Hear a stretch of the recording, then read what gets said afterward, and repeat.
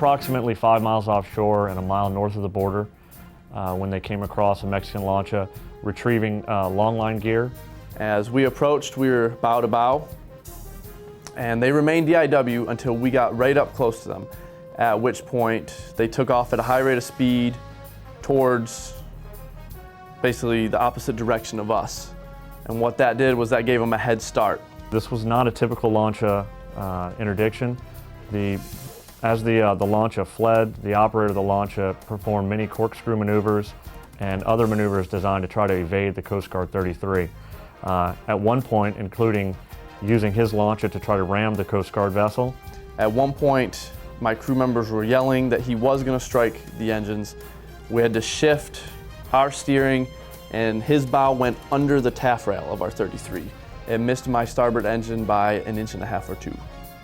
And like after like that happened, then we knew like really the only way he was going to stop was if we like disabled him. That's on my port bow, that's on my port bow. Stop your vessels. The United States Coast Guard, prepare to be boarded, prepare to be boarded. Alto, alto, Laguardia Costa, Laguardia Costa, alto, BM2 Gutierrez was talking to them in Spanish and in English. I remember we got real close to them and he was like yelling out the window and out the door at them because we were close and they can hear, like we can hear them and they were talking to him and he was telling them to stop the boat and he was giving it over a loud hailer, telling them to stop, they just wasn't stopping. BM3 Peacock set up for flashbang shots for warning, step 2. BM2 Dan gave him the right ahead to do that. We fired the first round. They just looked at us and continue on trying to escape. Gunner load, second round, LA-51 flashbang. Aye! Second round, LA-51 flashbang, loaded! Roger, I've got surface action to port. Target is off the bow for warning shots, off the bow for warning shots only. Let me know when you're on target and tracking. Aye! On target and tracking, I got a shot! Open fire! Aye! They didn't work. He continued south. At this point, I came up alongside the launch's port side. He was on the 33's starboard side.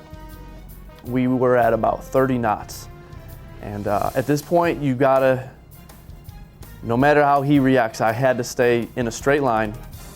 And I came alongside of him, I made a light contact, and I sent a crew member out to the back deck. Side, go ahead and make the boat hook ready to pull the fuel line. Aye.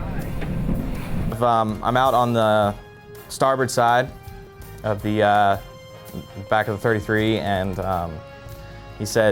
he pulls up alongside just 3-4 feet off the side of the lancha.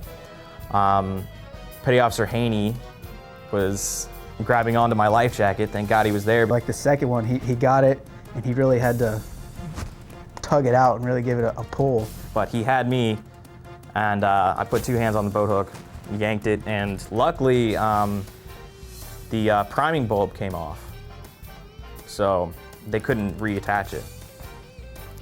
So at that point, the boat started coming down a little bit. The lancha operator knew that his fuel line had been severed, and he still was not ready to surrender the boat at that time.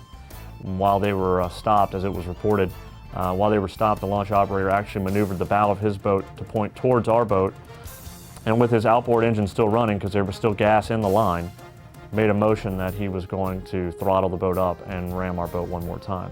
At which point the coxswain made a quick decision and discharged pepper spray in the direction of the operator, at which point he said that enough was enough. The unit works together great, and I'm really proud of how that crew worked as a team that day. There was so many moving pieces, so many different things going on at a time. Every single person on that boat had a role. They executed that role perfectly, and luckily, that lancha was stopped safely.